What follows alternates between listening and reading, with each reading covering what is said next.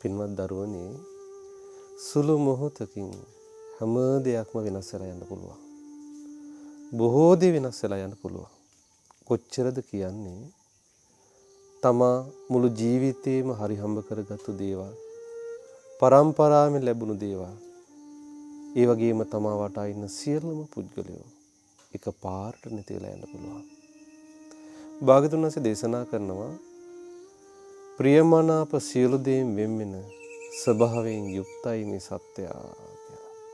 ඒ නිසා යමෙකුට යමක් ප්‍රියයිද ඒ කෙරෙහි ඇති තණ්හාව වේලාසෙනින් අත්හැර ගන්නට වෙනවා. ඒකට හේතුව ඒ දේවල් අනිවාර්යයෙන්ම ඔහුට අහිමි වෙනවා. අහිමි වෙන දේවල්. දැන් බලන්න පහුගිය ටිකේ කවුරුත් හිතුවේ නැතුව ඇති කන්දක් පහලට ඇවිල්ලා පස් ගොඩකින් තමම යට කරලා දායි කියලා. නමුත් ඇතැම් මුදවියගේ දේවල් අහිමිුනේ කොහොමද? යාන වාහනත් එක්කමයි. ගේදොරට කඩන් එක්කමයි. අඹදරුව ඥාති මිත්‍රාදීන් එක්කමයි ඒ සියල්ල අහිමි වෙලා ගියේ. ඇතැම් මුදවිය තමන්ගේ ඇඳිවත විතරක් ඉතුරු වෙලා මහා දුකක් විඳින අතරේ ඔවුන්ගේ සියලුම ධනෙ වෙනසුණු දිහා බලාගෙන තව තවත් ශෝක වෙච්ච එක විතරයි උනේ. පින්වත්නි, ඔබට ඒ දේ වෙන්න පුළුවන් කියන එක නිතර හිතන්න. අපි හැමෝම කල්පනා කළ යුත්තේ ආනේ විදිහට. සියල්ලම වෙනසලා යන්න පුළුවන්. හැමදේම නැති වෙලා යන්න පුළුවන්. කොයි මොහොතේ මේව විනාශ වෙලා යයිද දන්නේ නැහැ. ඒ නිසා වේලාසනින් හිත කියන එක සකස් කරගෙන ඉන්න ඕනේ. හිත සකස් කරගෙන හිටියේ නැත්නම් බලාපොරොත්තු නොවුණු විදිහට නම් යහිමි වෙන්නේ. එයාට ගොඩාක් දුක් විඳින්නයි තියෙන්නේ ඒ නැතිවීමත් එක්ක. ශෝක කරන්නයි තියෙන්නේ. එතමුන්ට පිස්සු බව හැදෙන්න පුළුවන්.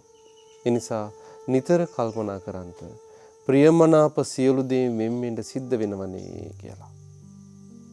යමක් ප්‍රියයිද යමෙක් ප්‍රියයිද ඒ හැම දෙයක්ම හැම කෙනෙක්ම අනිවාර්යයෙන්ම නැති වෙනවා. ඒ නැති වෙනවා කියන එක හොඳට මනසින් දකින්න පුරුදු වෙන්න ඕනේ. වේලාසනින් කල්පනා කර ගන්න ඕනේ මේ දේවල් වෙනසන දේවල් නේ කියලා. එහෙම වුණාම අධිකව බැසගත්තු තණ්හාවක් ඇද්ද? අධිකව බැසගත්තු ආසාවක් ඇද්ද? මෙසේ වේවා මෙසේ නොවේවා කියලා ප්‍රාර්ථනාවත් එක්ක හටගත්තු ඒ තණ්හාවක් ආසාවක් ඇද්ද?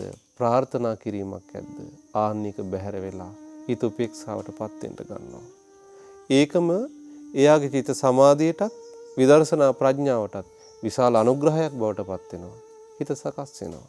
සකස් වෙච්ච හිතක් ඇති කෙනෙකුගේ කුමන දේ අහිමි වුණා එයාට අහිමි කරන්න බැරි එක දෙයක් තියෙනවා. ඒ තමයි ධර්මානුකූල වැටහීමත් එක්ක අවසනසීම. ඒ නිසා ධර්මානුකූල වැටහීමත් එක්ක ඇති කරගත් සැනසීමක් එක්ක වාසය කරන්නට හැම දිනාට වාසනාව උදා වෙත්වා.